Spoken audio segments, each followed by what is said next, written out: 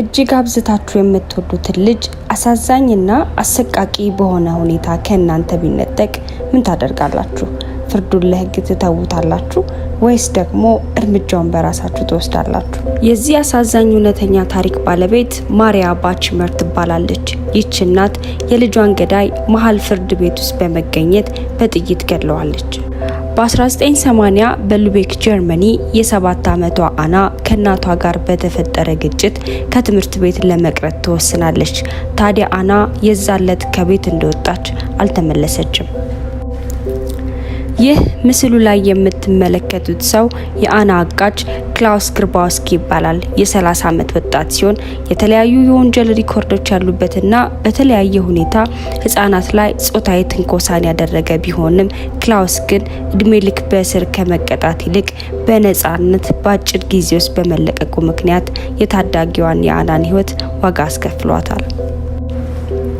ክላውስ አናን ለሰዓታት ያገታት ሲሆን በአሰቃቂ ሁኔታ የ7 ዓመቷን ታዳጊ የእጮኛውን ታይት በመጠቀም በአሰቃቂ ሁኔታ አንገቷን በማነቅ ህይወቷ እንድታልፍ አድርጓል። የአናንም አስክሬን በሻንጣ ውስጥ በማድረግ በቱቦ ውስጥ ጥሎታል። የዚህ ታሪክ አስገራሚና አሳዛኝ የሚያደርገው ሌላው ነገር የክላውስ እጮኛ ዶሪስ የአናን አስክሬን ቦርሳ ውስጥ በመክተትና በመደበቅ ተባባሪም ነበረች። ወንጀሉ ከተፈጠረ ከተወሰኑ ቀናቶች በኋላ ፖሊሶች ባደረጉት ምርመራና ክትትል እንዲሁም ደግሞ እጮኛ ዶሪስ በተሰማት ከፍተኛ የጥፋተኝነት ስሜት ከፖሊሶች ጋር ባደረገችው ትብብር ክላውስ ለመያዝ ችሏል። ክላውስ ፍርድ ቤት በቀረበበት ቀን ማሪያ ባችመር የአና እናት በደረሰባት ከባድ ሀዘንና ቁጣ ራሷን በማሳመን ፍትህን በእጆቿ ለማግኘት ወስና ሽጉጥ በቦርሷ በመክተት ፍርድ ቤት ታመራለች። ክላውስ ፍርድ ቤት ውስጥ ወደ ዳኛው ዞሮ እንደቆመ ማሪያ ሽጉጡን በማውጣት 7 ጊዜ ተኩሳ የልጇን ገዳይ ገደለችው።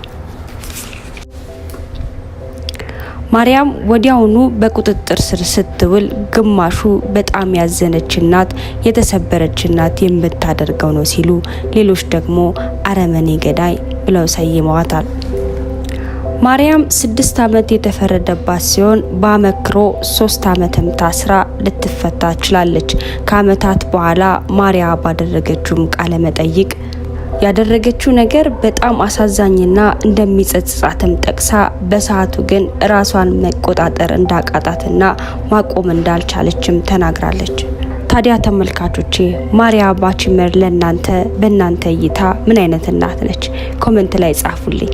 በቀጣይ እንግዲህ ሌሎች ባለ ታሪኮችን ይዤ እስከምንገናኝ ድረስ ቸር ይቆዩን።